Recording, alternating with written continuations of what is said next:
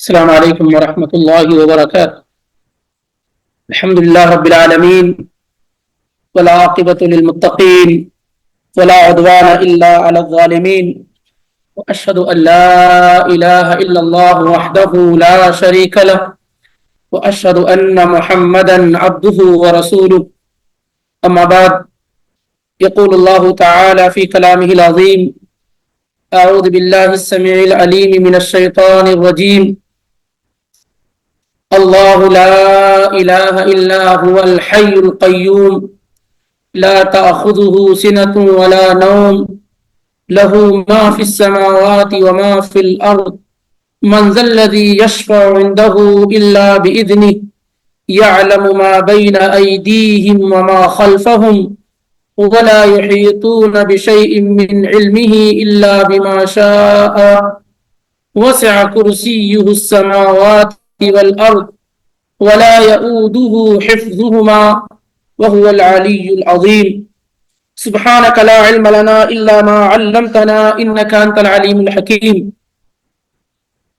ہم اور آپ قرآن حکیم کی سب سے عظیم آیت، سب سے اہم آیت، سب سے شان، مقام اور مرتبے رکھنے والی آیت کو پڑھنے، سمجھنے اور انشاءاللہ اس پر عمل کرنے کی کوشش کر رہے ہیں۔ یہ آیت جسے آیت الکرسی کہا جاتا ہے، یہ آیت ہر مسلمان کے لیے ضروری ہے کہ وہ اسے اچھی طریقے سے سمجھے اور اسی کے مطابق اپنی زندگی گزارنے کی کوشش کرے، کیونکہ اللہ تعالیٰ نے اپنے بارے میں جس قدر بہترین انداز میں اس آیت کریمہ کے اندر تعارف پیش کیا ہے، اگر کوئی شخص اچھی طریقے سے اس آیت کریمہ کو سمجھ لے اور اس کے مطابق اپنی زندگی گزارنے کی ٹھان لے تو انشاءاللہ دنیا اور آخرت میں کامیابی اس کے لیے یقینی ہوگی۔ یہی وجہ ہے کہ اس آیت پر کافی زور دیا گیا، سب سے عظیم آیت اسے قرار دیا گیا، رات میں سونے سے پہلے اس کے پڑھنے پر ابھارا گیا، ہر فرض نماز کے بعد اس کے پڑھنے پر بشارت اور خوشخبری سنائی گئی۔ یہ ساری خوبیاں اس آیت کریمہ کے اندر موجود ہیں۔ اور پچھلے دنوں میں یہ بات ذکر بھی کی گئی تھی کہ اللہ تعالیٰ کے 5 عظیم نام اس آیت کے اندر ذکر کیے گئے ہیں۔ مختلف انداز سے اللہ تعالیٰ کا ذکر جو ہے 18 مرتبہ آیا ہے۔ اسی طریقے سے یہ جو آیت ہے، اس آیت کے اندر اللہ رب العالمین کی الہ ہونے، اس کے معبود ہونے کے 10 سے 11 اسٹرانگ اور مضبوط ثبوت پیش کیے گئے ہیں، اس کے دلائل دیے گئے ہیں۔ اور اسی طریقے سے اس آیت کی ابتدا کہاں سے ہو رہی ہے؟ اللہ لا الہ الا ہو۔ پچھلے دنوں میں اللہ کے بارے میں ہمیں معلومات ہوئی اور یہ بات معلوم ہوئی کہ اللہ تعالیٰ کے سب سے اہم نام یہی ہے، باقی سارے نام اس کے تابع ہیں اور یہ نام دنیا میں کسی اور کا نہیں رکھا گیا ہے۔ اللہ لا الہ الا ہو، یہ جو لا الہ الا ہو ہے، یہی کلمۃ التوحید ہے، یہی کلمۃ الاخلاص ہے، یہی کلمۃ التقوی ہے۔ اسی کلمے کی بنیاد پر انسان جنت میں داخل ہوگا اور اسی کلمے پر عمل نہ کرنے کی وجہ سے انسان جہنم میں جائے گا۔ روئے زمین پر اس سے بڑی کوئی سچائی نہیں ہے جس کو لا الہ الا اللہ کہتے ہیں۔ سب سے سچا کلمہ، سب سے پیاری بات، سب سے سچی بات دنیا کی وہ لا الہ الا اللہ۔ اس سے سچی بات روئے زمین پر کوئی دوسری نہیں ہے۔ یہی وہ کلمہ ہے جس کی بنیاد پر اللہ تعالیٰ نے انبیاء اور رسول کو بھیجا ہے اور اسی بنیاد پر اللہ رب العالمین نے کامیابی کی ضمانت سنائی ہے۔ پچھلے دنوں میں ہم اور آپ اس بات کو سمجھنے کی کوشش کر رہے تھے کہ یہ کلمہ لا الہ الا اللہ، پہلے آپ یہ سمجھ لیں کہ اس کا کثرت سے قرآن میں ذکر ہوا ہے۔ اللہ لا الہ الا ہو، اللہ لا الہ الا ہو کتنی مرتبہ ذکر کیا گیا ہے؟ 8 مرتبہ اس لفظ کے ساتھ، اللہ لا الہ الا ہو اس لفظ کے ساتھ 8 مرتبہ، اور اللہ کے بغیر لا الہ الا ہو 26 مرتبہ قرآن میں ذکر کیا گیا ہے، اور مختلف کانٹیکس میں اگر دیکھا جائے تو پورا قرآن کیا ہے، اس کی تفسیر اور توضیح بیان کر رہا ہے، کیونکہ یہ سب سے اہم اور بنیادی چیز ہے۔ اسی طریقے سے اس کلمے کے اندر بتایا گیا تھا 2 رکن ہیں، 2 پلر ہیں، 2 پارٹ ہیں، دونوں کو ماننا اور سمجھنا انتہائی ضروری ہے۔ ایک پارٹ، ایک حصہ، ایک پلر یہ ہے لا الہ، یہ اس بات کا آپ اعلان اور اظہار کریں کہ اللہ کی کوئی بھی الہ نہیں ہے، کوئی بھی معبود نہیں، کوئی ایسا نہیں ہے جس کی عبادت کی جائے۔ یہ ہے ایک پارٹ، ایک حصہ، ایک پلر جس میں انکار ہے، نفی ہے۔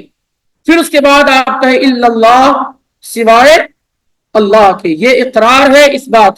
تو یہ دونوں پلر ہیں، 2 اہم رکن ہیں، اس کے بغیر کلمہ مکمل نہیں ہو سکتا ہے۔ اور یہ بات دلائل کی روشنی میں آپ کے سامنے ذکر کی گئی تھی کہ کفار مکہ کو اعتراض جو تھا وہ صرف اس بات کا تھا کہ وہ دونوں پلر کو ماننے کے لیے تیار نہیں تھے۔ اگر ان سے یہ کہا جاتا کہ آپ اللہ کو بھی مانو تو اس کے لیے کیا ہے، تیار تھے۔ جس بات کا انکار ان کے یہاں تھا وہ لا الہ کو ماننے کے لیے جو ہے تیار نہیں تھے، کہ کس طریقے سے ہم سارے معبود کو چھوڑ کر کے ایک معبود پر آ جائے۔ اور اسی کو اللہ تعالیٰ نے بیان کیا سورہ حج کے اندر، ذالک بأن اللہ هو الحق وأن ما يدعون من دونه والباطل، یہ اس وجہ سے کہ اکیلا اللہ یہ حق ہے جس کی عبادت کی جائے، اور اللہ کے علاوہ جتنے لوگ ہیں سب باطل ہیں، کوئی عبادت کے لائق نہیں، سب جھوٹے معبود ہیں، چاہے وہ کتنے بڑے بنا کر کے پیش کیے جائیں۔ حقیقی معبود صرف اللہ وحدہ لا شریک ہے، اس کے علاوہ جتنے لوگوں کی عبادت کی جا رہی ہے وہ سب جھوٹے معبود ہیں۔ یہ دل کے اندر، دماغ کے اندر، ذہن کے اندر، عقیدے کے اندر اچھی طریقے سے بیٹھا لینا چاہیے۔ کوئی کتنا بھی بڑا کیوں نہ ہو، اللہ کے علاوہ اسی انداز میں انکار ہونا چاہیے جیسے اللہ کے بارے میں اقرار ہوتا ہے، اسی انداز کا کیا ہے، انکار ہونا چاہیے کہ اللہ کے علاوہ جتنے لوگ ہیں سب جھوٹے معبود ہیں، ان میں کوئی حقیقت نہیں ہے، اور نہ معبود جیسی کوئی صفت اور کوالٹی اور خوبی پائی جاتی ہے۔ کیونکہ اللہ تعالیٰ ابھی دلائل دے گا، ابھی آپ کے سامنے دلائل ایویڈنس آئیں گے، وہ دلائل، وہ ایویڈنس، وہ ثبوت، وہ برہان، وہ دلائل دوسرے کسی بھی معبود کے اندر پائے نہیں جاتے۔ ایسا نہیں کہ اللہ تعالیٰ دعویٰ کرتا ہے کہ میں اللہ ہوں، میرے علاوہ کوئی نہیں، بلکہ اللہ اس دعوے پر بے شمار ثبوت کیا ہے، پیش کرتا ہے، اس کے دلائل اور ایویڈنس کیا ہے، پیش کرتا ہے۔ جیسے مثال کے طور پر اللہ تعالیٰ نے کہا کہ ہذا خلق اللہ، زمین و آسمان کا، سورج کا، چاند کا، ستارے کا ذکر کیا، اور اس کے بعد کہا ہذا خلق اللہ، یہ اللہ کا کریشن ہے، اللہ نے پیدا کیا ہے۔ فَأَرُونِي مَاذَا خَلَقَ الَّذِينَ مِن دُونِي، تو دکھاؤ تو صحیح کہ اللہ کے علاوہ کن لوگوں نے کیا پیدا کیے، یہ سب اللہ نے پیدا کیا، تم خود کہتے ہو کہ اللہ نے پیدا کیا۔ وَلَئِن سَأَلْتَهُمْ مَنْ خَلَقَ السَّمَاوَاتِ وَالْأَرْضَ لَيَقُولُنَّ اللَّهُ، تم خود کہتے ہو کہ زمین اللہ نے بنائی، آسمان اللہ نے بنائے، بارش اللہ برساتا، وغیرہ وغیرہ۔ تو یہ ساری چیزیں جب اللہ نے پیدا کی ہیں تو اللہ کے علاوہ کس نے کیا پیدا کیا ہے، کوئی دکھائے تو صحیح۔ اور یہی تاریخ اس بات کی گواہ ہے کہ ایک مچھر اور مکھی بھی دنیا مل کر کے آج تک پیدا نہیں کر سکی ہے۔ ایک مچھر اور مکھی بھی دنیا مل کر کے پیدا نہیں کر سکی۔ آپ جن لوگوں کو بڑا سمجھتے، ایک مکھی کو مار کر کے ان کے سامنے پیش کر دیں اور کہہ دیں اگر آپ میں ہمت اور طاقت ہے تو آپ اسے زندہ کر کے دکھا دیں، ایک بھی مکھی کی بات کریں، جن کو آپ نے بہت بڑا بنا کر رکھا ہے اور جس کی آپ پرستش اور پوجا کرتے ہیں، جن کو نفع اور نقصان کا مالک سمجھتے ہیں، آپ ان کے پاس ایک مکھی اور مچھر کو مار کر کے لے کر چلے جائیں اور کہہ دیں کہ اسے آپ زندہ کر دیجیے۔ اسی لیے اللہ تعالیٰ نے اتنے پیارے انداز میں یہ باتیں بیان فرمائی ہے۔ سورہ حج آپ پڑھیں اور 17واں پارہ کا آخری صفحہ، یا ایھا الناس ضرب مثل فاستمعوا لہ، اے لوگوں تمہارے لیے مثال بیان کی جا رہی ہے، غور سے سنو۔ فاستمعوا لہ، سمع یسمع کے معنی سننے کے، اور استماع یستمع کے معنی کان لگا کر کے سنو، غور سے سنو۔ اے لوگوں تمہارے لیے مثال بیان کی جا رہی ہے، غور سے سنو۔ ان الذین تدعون من دون اللہ لن یخلقوا ذبابا وَلَوِ اجْتَمَعُوا لَهُ، جن کو بھی تم اللہ کے علاوہ پکارتے ہو، جن کو پکارتے ہو، سارے کے سارے لوگ مل جائیں ایک مکھی پیدا کرنے کے لیے تو سب مل کر کے ہرگز ایک مکھی بھی پیدا نہیں کر سکتے. ایک مکھی بھی سب مل کر کے پیدا نہیں کر سکتے. ایک بڑی مخلوق اور انسان کو پیدا کرنا تو دور کی بات, ایک مکھی بھی پیدا نہیں کر سکتے. وَإِن يَسْلُبْهُمُ الذُّبَابُ شَيْئًا لَا يَسْتَنقِذُوهُ مِنْهُ, اور خاص طور سے وہ لوگ جن کو پکارتے جو مر چکے ہیں یا جن کی جو اسٹیچو اور تصویروں کی شکل و صورت میں ہیں, اگر ان کے پاس سے مکھی یا مچھر کوئی چیز لے کر کے چلا جائے تو اسے روک بھی نہیں سکتے ہیں. ضعف الطالب والمطلوب, مانگنے والا بھی کمزور اور جس سے مانگا جا رہا وہ بھی کیا ہے, کمزور. تو یہ چیزیں اللہ تعالیٰ نے بڑے واضح انداز میں کیا ہے قرآن میں بیان کی. اور پچھلے دنوں میں, پچھلے ہفتے میں ہم اور آپ یہ سن رہے تھے کہ کلمہ لا الہ الا اللہ یہ سب سے افضل کلمہ ہے, سب سے بہترین بات ہے, اور اسی کے لیے اللہ کے نبی علیہ الصلوۃ والسلام نے جد و جہد کی, محنت کی. پورے 13 سال کی زندگی کا ریکارڈ آپ چیک کریں مکے کی, تو آپ نے توحید کے علاوہ کسی اور دوسرے پیغام کی طرف لوگوں کو نہیں بلایا. پورے کفار مکہ کو جو آپ نے دعوت دی وہ دعوت توحید تھی. اور مزید یہ کہ اللہ کے پیغمبر صلی اللہ علیہ وآلہ وسلم جب کسی صحابی کو مبلغ بنا کر کے بھیجتے تھے تو ان کو یہ بتاتے تھے سب سے پہلی چیز انہیں توحید کی طرف بلانا اور شرک سے روکنا. جب وہ اسے مان لیں تب انہیں بتانا کہ اللہ نے ان کے اوپر 5 وقت کی نماز فرض کیا, اور اسٹیپ بائی اسٹیپ ترتیب کے ساتھ. اسی طریقے سے یہ بھی ذکر کیا گیا تھا کہ دنیا میں بہت سارے لوگ جو مسلمان ہیں وہ قیادت و سیادت کی بات کرتے ہیں کہ ہمیں دنیا کی حکمرانی چاہیے. اللہ تعالیٰ نے قرآن میں وعدہ کیا ہے کہ وَأَنْتُمُ الْأَعْلَوْنَ إِن كُنتُم مُؤْمِنِينَ, تم ہی سر بلند رہو گے اگر تم مومن ہو. تو دنیا میں قیادت اور سیادت کہاں سے آئے گی؟ آپ یہ نہیں کہ بہت زیادہ ڈاکٹر بنا لیں تو قیادت اور سیادت آ جائے گی, بہت زیادہ سائنٹسٹ پیدا کر لیں تو قیادت اور سیادت آ جائے گی, بہت زیادہ انجینئر پیدا کر لیں تو قیادت اور سیادت آ جائے گی. اللہ اگر آپ کو قیادت اور سیادت دے گا تو وہ توحید کی بنیاد پر دے گا. یہ بات اپنے ذہن کے اندر بیٹھا لیجیے. دنیا میں بہت ساری تحریکیں اٹھی, بہت ساری تحریکیں اٹھی جو اس بنیاد پر اٹھی کہ وہ اللہ کی زمین پر اللہ کا قانون نافذ کریں گے. کس بنیاد پر اٹھی؟ اس بنیاد پر کہ دنیا اللہ کی, زمین اللہ کی, اس لیے قانون اور نظام اللہ کا ہونا چاہیے, لیکن وہ اپنے علاقے تک میں اللہ کے قانون کو نافذ نہیں کر سکے.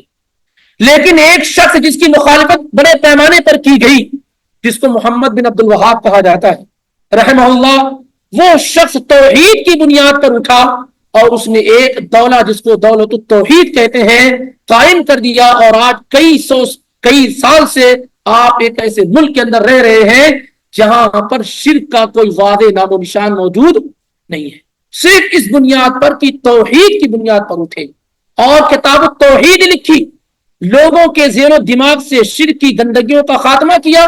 ایک شخص جو ایک عام علاقے سے اٹھا اور اللہ نے اس کی دعوت میں وہ برکت عطا کی کہ آج اس دعوت کی بنیاد پر ایک پورا ملک کھڑا ہو گیا جس کو مملکت التوحید کہتے ہیں.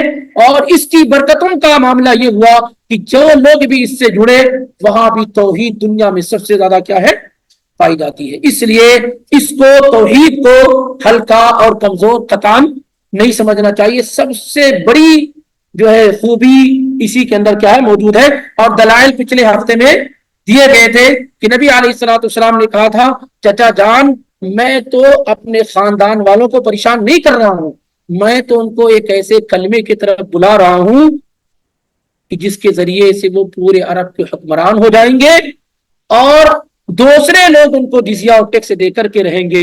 تو ابو طالب نے پوچھا وہ کلمہ کیا ہے؟ تو جیسے ہی کہا لا الہ الا اللہ, بس خلاص. کیوں؟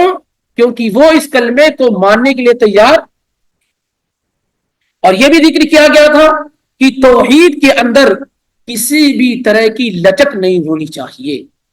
اس کلمے کے اندر کوئی لچک نہیں, چاہے وہ آپ کا اپنا ہو یا غیر. اس توحید کے ساتھ کوئی مداہنت, کوئی کمزوری نہیں ہونی چاہیے. آدمی بالکل اسٹرک اور ٹائٹ ہونا چاہیے, کوئی بھی لچک اور کمزوری نہیں. کیونکہ جو شخص اللہ تعالیٰ کا نہ ہو وہ ہمارا کیا ہو سکتا ہے؟ جو شخص اپنے خالق کا نہ ہو، جو اصل پیدا کرنے والا ہے، تو ہم ماں باپ تو صرف ذریعہ ہیں، وہ ہمارا کیسے ہو سکتا ہے؟ اس لیے توحید کے بارے میں کسی بھی طرح کی کوئی کمزوری انسان کے اندر قطعاً نہیں آنی چاہیے۔ اور یہ سلسلے میں بھی دلیل ذکر کی گئی تھی ابو طالب کے ذریعے سے، کہ ابو طالب نے نبی علیہ الصلوۃ والسلام کو بلایا اور یہ پیغام دیا کہ آپ اپنے گھر والوں کو، خاندان والوں کو ہر جگہ تکلیف پہنچاتے ہیں وغیرہ وغیرہ، آپ اس سے باز آ جائیے۔ تو اللہ کے نبی علیہ الصلوۃ والسلام نے کیا کہا؟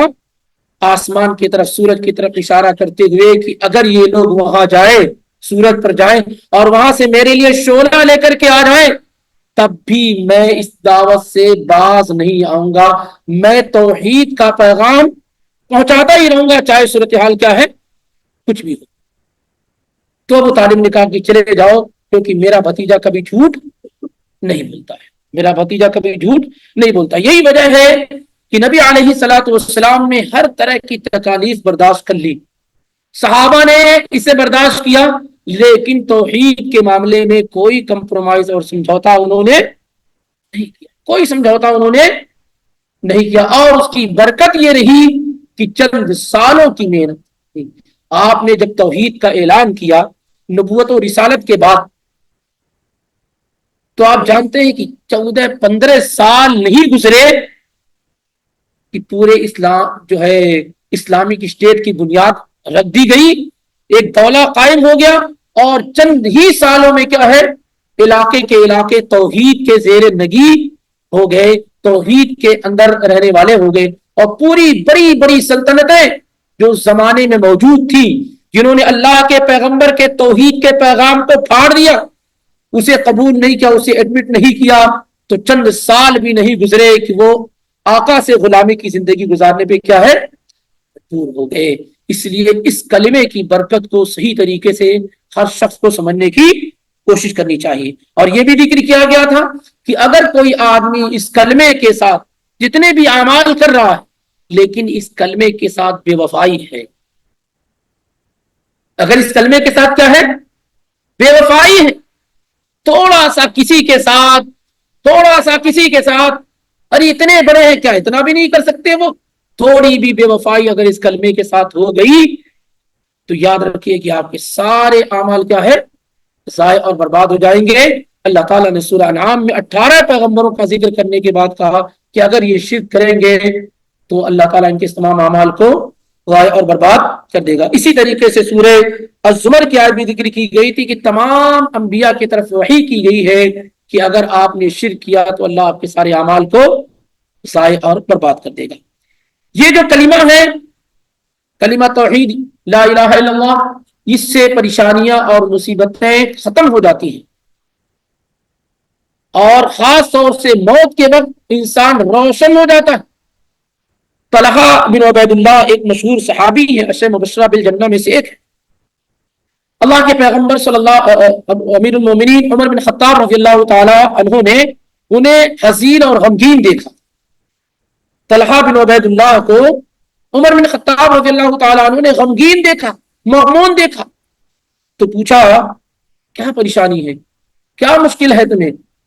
تو کہا کہ، بلکہ مذاق کے طور پہ کہا، لگتا ہے کہ تمہاری بیوی نے تمہیں کیا ہے، کچھ تکلیف پہنچائی ہے۔ آدمی جب بسا اوقات کیا ہے، بیویاں ٹینشن دے دیتی ہیں تو یہ آثار ظاہر ہوتے ہیں۔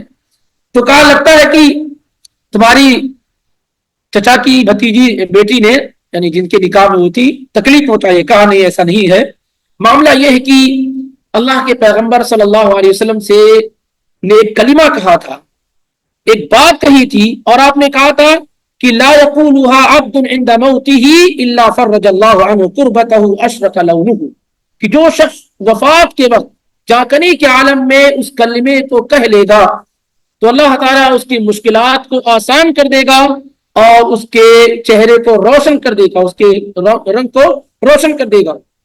میں یہ سوچتا رہا کہ چلو کسی دن جا کر کے اللہ کے پیغمبر سے کلمہ پوچھ لوں گا، یہ بات پوچھ لوں گا، لیکن ان سے پوچھ نہیں سکا، یہاں تک کہ اللہ کے پیغمبر کی وفات ہو گئی۔ تو عمر بن خطاب رضی اللہ تعالیٰ عنہ نے کہا کہ میں وہ کلمہ جانتا ہوں جو تم اللہ کے پیغمبر سے پوچھنا چاہ رہے ہو وہ کلمہ کیا ہے مجھے معلوم ہے۔ تو طلحہ بن عبید اللہ نے کہا کہ وہ کلمہ کیا ہے؟ تو عمر بن خطاب رضی اللہ تعالیٰ عنہ نے کہا وہ کلمہ وہی ہے جس کا ڈیمانڈ اور مطالبہ اللہ کے پیغمبر نے اپنے چچا سے کیا تھا، وہ کلمہ لا الہ الا اللہ۔ تو طلحہ بن عبید اللہ نے کہا ہاں ہاں یہی کلمہ تھا۔ اس کو امام ابن ماجہ رحمہ اللہ نے صحیح سند کے ساتھ روایت کیا ہے۔ تو یہ کلمہ وہ ہے کہ اگر وفات کے وقت آپ اس کلمے کو پڑھنے میں کامیاب ہو گئے اور اسی کلمے پر آپ کا خاتمہ ہوا تو آپ سمجھ جائیے کہ آپ کی نیا جو ہے وہ پار ہو گئی۔ اگر اسی کلمے پر آپ کا خاتمہ ہو گیا، اسی ایمان اور عقیدے کے ساتھ آپ کا خاتمہ ہو گیا تو آپ بہت بڑی کامیابی میں داخل ہوگا۔ کیونکہ معاذ بن جبل رضی اللہ تعالیٰ عنہ کی روایت سنن ابو داؤد میں اسی طریقے سے مسند احمد وغیرہ میں کہ آپ نے فرمایا من کان آخر کلامہ لا الہ الا اللہ دخل الجنہ، جس آدمی کا آخری کلام آخری بات لا الہ الا اللہ ہو وہ جنت میں کیا ہے داخل ہو جائے گا۔ اس موقع پر ایک عظیم واقعہ، ایک امام گزرے ابو زرع الرازی، امام ابو زرع الرازی خاص طور سے حدیث کے معاملے میں اور حدیث کے روات اور چین آف نریٹر کے بارے میں یہ ان کی معلومات بڑی ہی اہم تھی۔ تو ان کی وفات کا وقت جب قریب آیا، جانکاری کا عالم جب ہوا تو امام ابو حاتم الرازی اور اسی طریقے سے محمد بن ادریس یہ لوگ ان کے پاس گئے اور یہ ہوا کہ ابو زرع الرازی کو کلمہ لا الہ الا اللہ کی تلقین کی جائے۔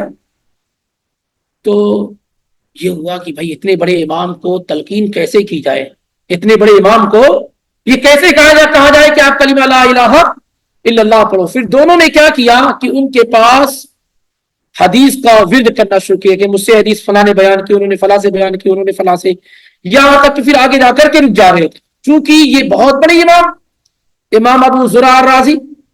تو پھر انہوں نے کیا ہے اس سند کو مکمل کیا اور معاذ بن جبل تک پہنچے یہ حدیث، اور جیسے ہی کہا من قال لا الہ الا اللہ، جیسے ہی کہا روح ان کی نکل گئی۔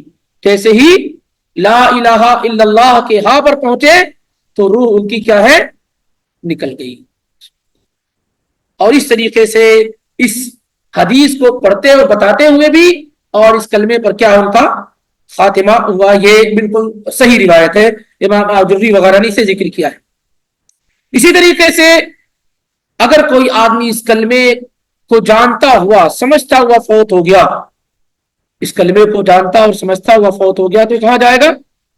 جنت میں جائے گا۔ عثمان بن عفان رضی اللہ تعالیٰ عنہ کی روایت صحیح مسلم میں ہے من مات وهو يعلم انه لا الہ الا اللہ دخل الجنہ، جو آدمی یہ جانتا ہوا فوت ہو گیا کہ اللہ کے علاوہ کوئی حقیقی معبود نہیں ہے تو جنت میں داخل ہوگا۔ کوئی بھی اعمال ہو، کچھ بھی اعمال، توحید پر اگر خاتمہ ہوا ہے کوئی بھی اعمال ہو، چاہے وہ چوری ہو، زنا ہو، بدکاری ہو، کوئی بھی گناہ ہو، یہ سارے گناہ اللہ تعالیٰ کی مشیت میں ہے۔ وہ چاہے تو شروع میں معاف کر دے اور چاہے تو کسی کی سفارش سے معاف ہو جائے اور چاہے تو ان کی وہ سزا کاٹنے کے بعد انہیں جنت میں داخل کرے۔ لیکن یہ بات تو طے ہے کہ اہل توحید کا انجام کہاں ہے؟ جنت ہے۔ یہ بات طے ہے کہ اہل توحید کا انجام کیا ہے؟ جنت ہے۔ ہر حال میں ان کو کیا ہے؟ جنت میں داخل کیا جائے گا۔ اور محمود بن ربی الانصاری رضی اللہ تعالیٰ عنہ کی روایت صحیح بخاری اور مسلم میں ہے کہ فَإِنَّ اللَّهَ قَدْ حَرَّمَ عَلَى النَّارِ مَنْ قَالَ لَا إِلَهَ إِلَّا اللَّهُ يَبْتَغِي بِذَلِكَ وَجْهَ اللَّهِ، اللہ تعالیٰ نے جہنم پر حرام قرار دیا ہے کہ اس آدمی کو جہنم میں داخل کیا جائے جس نے اللہ کی رضا کے لیے لا الہ الا اللہ کہا، جس نے اللہ کے لیے لا الہ الا اللہ کہا۔ امام ابن حجر رحمہ اللہ اس حدیث کی شرح وہ کرتے ہوئے کہتے ہیں وَأَنَّهُ لَا يُخْلَدْ فِي النَّارِ مَن مَّاتَ عَلَى التَّوْحِيدِ، وہ آدمی ہمیشہ جہنم میں نہیں رہے گا جس کی وفات توحید کی حالت میں ہوئی ہے۔ اسی طریقے سے عبادہ ابن صامت رضی اللہ تعالیٰ عنہ کی روایت میں صحیح مسلم میں ہے کہ من شہد اللہ الہ الا اللہ وان محمد رسول اللہ حرم اللہ علیہ النار، جس نے اس بات کی گواہی دی کہ اللہ کے علاوہ کوئی حقیقی معبود نہیں اور محمد صلی اللہ علیہ وسلم اللہ کے رسول ہیں، جہنم کی آگ اس پر کیا ہے؟ حرام ہے۔ اور بہت سارے لوگ یہ جانتے ہیں کہ نبی علیہ الصلوۃ والسلام قیامت کے دن شفاعت کریں گے۔ اللہ تعالیٰ ہمیں اور آپ کو انہی خوش نصیب لوگوں میں شامل فرمائے۔ اور اللہ کے نبی علیہ الصلوۃ والسلام کی شفاعت سب سے بڑی شفاعت ہوگی، الشفاعۃ العظمی، یہ نبی صلی اللہ علیہ وسلم کو دی جائے گی۔ سب سے زیادہ شفاعت کرنے والے پیارے رسول صلی اللہ علیہ وآلہ وسلم ہوں گے۔ اور شفاعت کن کے لیے کریں گے؟ شفاعت کن کے لیے کی جائے گی؟ سفارش ان کے لیے جن کے پاس کمی ہوتی ہے، جو آلریڈی جن کی نیکیاں زیادہ ہیں وہ تو جنت میں داخل ہو جائیں گے۔ آپ نے فرمایا شفاعتی من اہل الکبائر لامتی، میری شفاعت میری امت کے بڑے گنہگاروں کے لیے ہوگی قیامت کے دن۔ جو بڑے گناہ کرنے والے ہیں اللہ کے پیغمبر ان کی بھی شفاعت کیا ہے؟ قیامت کے دن کریں گے، اس شرط کے ساتھ کہ وہ توحید پر قائم ہو۔ وہ کیا ہے؟ توحید پر قائم ہو۔ ابو ہریرہ رضی اللہ تعالیٰ عنہ نے اللہ کے پیغمبر صلی اللہ علیہ وسلم سے سوال کیا کہ من اسعد الناس بشفاعتک یوم القیامہ، اے اللہ کے پیغمبر قیامت کے دن تو آپ بہت سارے لوگوں کی شفاعت کریں گے، لائن لگی ہوگی شفاعت کرنے والے لوگوں کے لیے، لیکن ظاہر ہے کہ سب ایک رتبے میں نہیں ہوں گے، ایک درجے میں نہیں ہوں گے۔ آپ کی شفاعت سب سے پہلے کس کو لگے گی؟ کون سب سے زیادہ اس کا مستحق ہوگا جس کی آپ شفاعت کریں گے؟ تو اللہ کے نبی علیہ الصلوۃ والسلام نے کہا اسعد الناس بشفاعتی یوم القیامہ من قال لا الہ الا اللہ خالصا من قلبہ، جس نے دل سے لا الہ الا اللہ کا اقرار کیا ہوگا، میری شفاعت کا سب سے زیادہ مستحق قیامت کے دن کون ہوگا؟ وہی شخص ہوگا۔ اور دوسری روایت میں مسند احمد وغیرہ میں ہے کہ وہ شفاعتی لمن شہد اللہ الہ الا اللہ مخلصا یصدق قلبہ لسانہ ولسانہ قلبہ، کہ جو آدمی لا الہ الا اللہ دل سے کہے، جو آدمی دل سے کہے تو زبان اس کی تصدیق کرے، ایسا نہ ہو کہ دل میں لا الہ الا اللہ کہے اور زبان سے اس کا اقرار نہ کرے، اور اگر زبان سے کہے تو دل اس کی تصدیق کرے۔ یعنی مختلف نہ ہو کہ ایک آدمی جیسے ہمارے پاس آدمی زبان سے تو کلمہ لا الہ الا اللہ پڑھتا ہے لیکن اعمال سے وہ ثبوت دیتا ہے جس سے وہ اس کلمے کا انکار کرنے والا ہوتا ہے۔ اور تمام انبیاء پیغمبر تمام لوگوں کی دعوت کا خلاصہ بھی کیا ہے؟ لا الہ الا اللہ ہے۔ آپ اگر اللہ کے نبی علیہ الصلوۃ والسلام کی سیرت کو پڑھیں گے تو آپ دیکھیں گے کہ اللہ کے پیغمبر نے ایک بھی موقع لوگوں کو دعوت توحید کی طرف بلانے کا ضائع اور برباد نہیں کیا، اور اتنی فکر ہوتی تھی اللہ کے پیغمبر کو کہ قرآن نے کوٹ کیا کہ لعلک باخع نفسک الا یکونوا مؤمنین۔ ہم بھی پریشان ہوتے ہیں، ہم بھی لگتا ہے کہ ہم ہلاک ہو جائیں گے، اپنے آپ کو نقصان پہنچا لیں گے، سوسائڈ کر لیں گے، لیکن کیوں؟ اس لیے کہ بیٹے غلط ہو گئے، نافرمان ہو گئے، یا اسی طریقے سے کما نہیں رہے، محنت نہیں کر رہے وغیرہ وغیرہ۔ ہم بھی اپنے آپ کو نقصان پہنچاتے ہیں، یہ پہنچانے کی کوشش کرتے ہیں، لیکن کس لیے؟ توحید نہیں ہوتی ہے۔ نبی علیہ الصلوۃ والسلام کے بارے میں اللہ تعالیٰ نے کہا کہ ایسا محسوس ہوتا ہے کہ آپ اپنے آپ کو ہلاک کر لیں گے، کیوں؟ اللہ یکونوا مؤمنین، اگر یہ لوگ ایمان نہ لائیں، کفار مکہ اگر ایمان نہیں لائے، اتنی فکر ہے آپ کو اس کے ایمان کی، ان کے کہ ایسا محسوس ہوتا ہے کہ اگر وہ ایمان نہیں لائیں گے تو آپ اپنے آپ کو کیا کریں گے؟ ہلاک کریں گے۔ یہ فکر ہونی چاہیے انسان کو لوگوں کی توحید کے خاطر، لیکن کیا ہے؟ ہم لقمہ دیں گے، جاب دیں گے، کھانا کھلائیں گے، دعوت دیں گے، ساری جگہ سب کچھ جگہ، لیکن ان کی توحید کے بارے میں، ان کی جنت کے بارے میں فکر نہیں کریں گے۔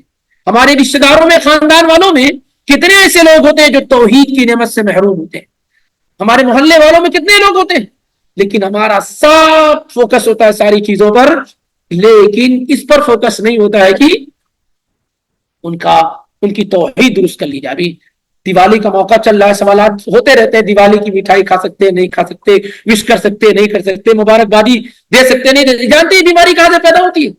یہ بیماری اس لیے پیدا ہوتی ہے کہ آپ نے ان کو دعوت توحید نہیں دی۔ کیا آپ مانتے ہیں کہ توحید جو ہے دیوالی منانا درست ہے؟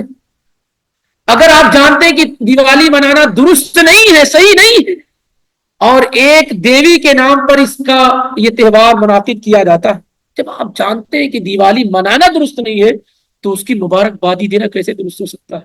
اسے وش کرنا کیسے درست ہو سکتا ہے؟ اس کا پارٹ اور حصہ بننا کیسے درست ہو سکتا ہے؟ آپ کا کام تو یہ تھا کہ ان دیوالی منانے والوں کو توحید کا پیغام سناتے، لیکن آپ اس لیول سے اتر کر کے دوسرے لیول میں داخل ہو گئے کہ اب انہی کے شرک میں آپ شامل ہونا چاہتے ہیں، جن کو آپ اپنی طرف لانا، توحید کی طرف لانا، آپ ان کے شرک کا پارٹ اور حصہ بننے جا رہے ہیں۔ آپ اندازہ کریں کہ یہ سوالات پیدا ہی ہوتے، کچھ لوگ کہتے ہیں کہ اس میں برائی کیا ہے، بھائی مبارکبادی دے دے، بھائی چارہ برقرار رہے گا وغیرہ۔ برائی آج آپ کو معلوم ہے کہ صورتحال کیا ہو گئی، یہ وش اور مبارکبادی اور مٹھائیاں کھا کھا کر کے، کہ آج مسلم لوگ اپنے گھروں کے اندر یہ دیوی دیوتاؤں کو رکھ رہے ہیں، گنپتی بیٹھا رہے ہیں، اس کا پارٹ اور حصہ بن رہے ہیں۔ یہ صورتحال ہوگی، اتنی مداحنت ہو گئی کہ اپنا لٹا لیے اور لٹ گئے، دوسروں کو اپنے پاس نہیں لا سکے۔ یہ اسی لیے پیدا ہوتا ہے کہ آپ اس پہ پختہ نہیں ہیں۔ ہمارا اور ان سے کوئی اختلاف نہیں، ہمارے پاس اسلام بھائی چارگی کی تعلیم دیتا ہے، انسانیت اور ہیومینٹی اسلام سے زیادہ قسمیں، لیکن جن بنیادوں پر ہم ان سے الگ ہوتے ہیں وہ کلمہ توحید۔ ہم اپنے ماں باپ سے الگ ہو جاتے ہیں، بہن بھائیوں سے الگ ہو جاتے ہیں، رشتہ داروں سے الگ ہو جاتے ہیں کلمہ توحید کی بنیاد پر۔ اگر اسی میں مداہنت اور کمزوری آ جائے گی تو پھر بچا کیا ہمارے پاس؟ اس لیے یہ سوالات اصل میں پیدا ہی اسی لیے ہوتے ہیں۔ تو اللہ کے نبی علیہ الصلوۃ والسلام ایک بھی موقع ضائع نہیں ہونے دیتے۔ ربیعہ بن عباد الدیلی رضی اللہ تعالیٰ عنہ کہتے ہیں کہ جاہلیت کا زمانہ، یعنی نبی علیہ الصلوۃ والسلام کے مدینہ آنے سے پہلے کا زمانہ ہے، یعنی آپ ہجرت آپ نے نہیں کی، مکہ میں آپ تھے، اور میں نے مکہ میں دیکھا اللہ کے پیغمبر صلی اللہ علیہ وسلم کو لوگ حج کرنے کے لیے آتے تھے۔ آپ حج میں آپ کو معلوم ہونا چاہیے کہ حج پہلے سے لوگ کرتے آ رہے تھے، مشرکین کفار سب حج کرتے تھے، دنیا کے کونے کونے اور چپے چپے سے لوگ حج کرنے کے لیے آتے تھے۔ یہ الگ بات ہے، توحید پہ قائم نہیں تھے۔ تو جو حج کا موقع ہوتا تھا اس کو اللہ کے پیغمبر ضائع اور برباد نہیں ہونے دیتے تھے۔ تو مینا آپ دیکھ رہے ہیں سب سے بڑا جنب غفیر کہاں ہوتا ہے؟ مینا میں سارے لوگ کئی دن اکٹھا ہوتے ہیں۔ تو ربیعہ بن عباد رضی اللہ تعالیٰ عنہ کہتے ہیں کہ میں نے اللہ کے پیغمبر کو مینا میں دیکھا کہ آپ لوگوں کے گھروں میں جاتے ہیں، جہاں ٹینٹ اور خیمے لگے وہاں آپ جا رہے ہیں، اور کہتے ہیں یا ایھا الناس ان اللہ یامرکم ان تعبدوا، اے لوگوں اللہ تمہیں حکم دے رہا کہ تم صرف اس کی عبادت کرو، ولا تشرکوا بہ شیئا، اور تم اس کے ساتھ کسی کو شریک مت ٹھہراؤ۔ یہ آپ ٹینٹوں میں خیموں میں جا کر کے کہ دنیا کے مختلف کونوں سے لوگ آئے ہوئے ہیں، ان کو توحید سکھایا جائے، تنے تنا آپ جا کر کے اعلان کر رہے ہیں، اور پیچھے پیچھے ایک آدمی دوڑ رہا ہے یہ کہتا ہے کہ اے لوگوں ان اللہ ان ھذا یامرکم ان تترکوا دین آبائکم، اے لوگوں یہ جو محمد ہے یہ تمہیں تمہارے آبا و اجداد کے دین سے دور کرنا چاہتا ہے۔ ایک طرف اللہ کے نبی جاتے ہیں اور کہتے ہیں کہ اللہ کی عبادت کرو، اس کے ساتھ کسی کو شریک مت ٹھہراؤ، اور آپ کے جانے کے بعد دوسرا شخص جاتا ہے اور کہتا ہے یہ بات جو کہہ کر گیا ہے نا یہ درست اور صحیح نہیں ہے، یہ چاہتا ہے کہ تم اپنے آبا و اجداد کا دین چھوڑ دو۔ ربیعہ رضی اللہ تعالیٰ نے پوچھا کہ من ھذا الرجل، یہ آدمی کہنے والا کون ہے؟ تو لوگوں نے کہا کہ یہ ابو لہب ہے جو آپ کا حقیقی چچا ہے، یہ ابو لہب ہے جو آپ کا حقیقی چچا ہے، بھتیجا توحید کی طرف بلا رہا ہے، اور اس کے مان باپ چچا کیا ہے؟ توحید سے برگشتہ کر۔ تو گویا کہ ہر زمانے میں ایسے لوگ موجود رہیں گے کہ ایک طرف لوگوں کو آپ توحید کی طرف بلائیں گے تو 99 لوگ ایسے ہوں گے جو ان کو توحید سے شرک کی طرف کیا ہے لے جانے والے ہوں گے۔ اسی طریقے سے اندازہ لگائیے، ابو طالب کا ذکر پچھلے ہفتے میں بھی ہوا تھا کہ 43 سال انہوں نے نبی علیہ الصلوۃ والسلام کا سپورٹ کیا، اور ظاہر ہے کہ نبوت اور رسالت کے بعد مستقل اور مسلسل اللہ کے پیغمبر ان پر محنت کرتے رہے کہ وہ دامن توحید میں آ جائیں، یہاں تک کہ جب ان کی وفات کا وقت قریب آیا، بخاری وغیرہ اور مسلم میں سب روایت موجود ہے کہ جب ان کی وفات کا وقت قریب آیا تو اللہ کے پیغمبر نے ایک آخری موقع، ایک آخری چانس سوچا کہ ہو سکتا ہے کہ وفات سے پہلے ہی کلمہ لا الہ الا اللہ کہہ کر فوت ہو جائے. اللہ کے پیغمبر ان کے پاس آئے تو ابو جہل اور عبداللہ بن امیہ بن مغیرہ پہلے سے بیٹھے ہوئے تھے. یہ دونوں پہلے سے بیٹھے ہوئے تھے. اللہ کے نبی علیہ الصلوۃ والسلام نے اپنے چچا کو مخاطب کرتے ہوئے کہا یا عم قل لا الہ الا اللہ کلمۃ اشہد لک بہا عند اللہ. چچا جان اب تو کلمہ لا الہ الا اللہ کہہ دیجئے, کم سے کم اس کلمے کی بنیاد پر میں آپ کے حق میں اللہ کے پاس گواہی دے سکوں گا. اب ابو جہل اور عبداللہ بن امیہ بن مغیرہ وہاں بیٹھے ہوئے تھے. یاد رکھیے اچھی صحبت میں اگر آپ رہتے ہیں تو آپ مرتے دم تک فائدہ اٹھائیں گے, اور اگر بری صحبت آپ نے اختیار کر لیا ہے, ان لوگوں کے ساتھ اٹھنا بیٹھنا ہے, تو آپ اپنا دین بھی کیا ہے گوا دیں گے. تو یہ دونوں کہنے لگے کہ اے ابو طالب اترغب عن ملت عبد المطلب, ارے باپ کا دین پوری دنیا میں شور ہے, اب وفات کے وقت اپنے باپ کے دین کو چھوڑ کر کے محمد کی دین پر مرنا چاہتے ہو صلی اللہ علیہ وسلم.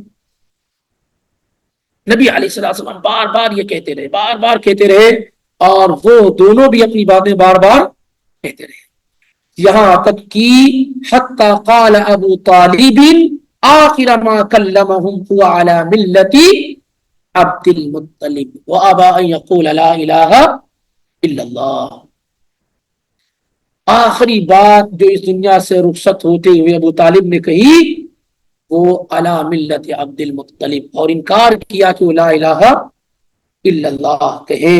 اللہ کے نبی علیہ الصلوۃ والسلام نے کہا ما واللہ لاستغفرن لک ما لم انہ عنک, اللہ کی قسم میں آپ کے لیے استغفار کرتا رہوں گا جب تک کہ مجھے اس سے روک نہ دیا جائے. یہاں تک کہ سورہ توبہ کی آیت نمبر 113 نازل ہوئی اور اللہ کے پیغمبر کو اس سے روک دیا گیا. تو یہ اندازہ لگائیے کہ سب سے زیادہ ہمارے پاس جب کسی کی وفات ہوتی ہے تو کیا کرتے ہیں, پانی پلاؤ, ارے اس کو بلاؤ, فلاں کو بلاؤ, ہاں زمزم رکھے ہوتے وہ یہ مرنے کے وقت میں پانی پلاتے ہیں. یہی سب سے بڑا نیک کام ہوتا ہے. فلاں کو فون کرو, فلاں کو بلاؤ, یہی سب لگا رہتا. اور سب سے بڑا افسوس کیا کرتے ہیں, ارے میں دیکھ نہیں سکا. جو اصل وقت ہوتا ہے اس دنیا سے, اسی لیے اچھے لوگوں کو اپنے گھروں میں آباد کیجیے. ایسا نہ ہو کہ آپ کا بھی وقت آئے دنیا سے جانے کا تو آپ کی اولادیں پانی لے کے دوڑ رہی ہوں, کلمہ کی جگہ پہ, کلمے کی تلقین کی جگہ پہ کیا ہے, اس طرح کی چیزیں لے کے دوڑ رہی ہوں. ایسا نہ ہو. یہ خود میں نے اپنی آنکھوں سے کئی لوگوں کی وفات کے موقع پر دیکھا ہے کہ لوگ اسی میں کیا مست مگن ہوتے ہیں. ایسے افراد تیار کیجیے, ایسے لوگوں کے ساتھ اٹھے بیٹھیے جو آپ کو آپ کی وفات پر کلمے کی تلقین کرا سکے. یہ بتانے کی ضرورت نہیں ہے کہ ایسے افراد ہمارے درمیان ہیں کہ نہیں ہے, ہماری اپنی اولادوں میں, ہماری رشتے داروں میں, ہماری بیویوں میں, تمام لوگوں میں ایسے افراد جو ہماری آخرت کی فکر کرنے والے ہوں, ایسے افراد بہت کم ہیں. اس لیے مرنے سے پہلے اس کو بیدار کیجیے, ایسے افراد تیار کیجیے, ایسی سرکل اور جماعت بنائیے, ایسے لوگوں کے ساتھ اٹھیے بیٹھیے جو آپ کو اس طرف کیا ہے بلا سکیں, کیونکہ یہ بہت مبارک بات ہوگی کہ آپ اس دنیا سے رخصت ہو رہے ہوں اور دنیا کی سب سے عظیم سچائی کے ساتھ آپ کا خاتمہ ہو رہا ہو. اسی طریقے سے اس میں اس سلسلے میں اور بہت ساری باتیں ہیں, بات لمبی بھی ہوتی جائے گی اور انشاءاللہ آتی رہے گی. نبی علیہ الصلوۃ والسلام یہی کوشش کرتے تھے کہ آدمی سب سے پہلا پیغام کیا ہے, کیا ہے, اللہ تعالیٰ کو ایک نہیں. جابر بن عبداللہ رضی اللہ تعالیٰ عنہ کہتے ہیں کہ ہم لوگ ذات الرقا میں تھے. انشاءاللہ سیرت کے بیان میں آئے گی یہ بات. تو ذات الرقا غزوہ ہوا, غزوہ ذات الرقا میں اللہ کے نبی علیہ الصلوۃ والسلام تھے. تو آرام کرنے کے لیے, صحیح بخاری کے الفاظ ہیں کہ آپ نے آرام کرنے کے لیے ایک درخت کا سہارا لیا اور تلوار وہاں پر آپ نے لٹکا دی.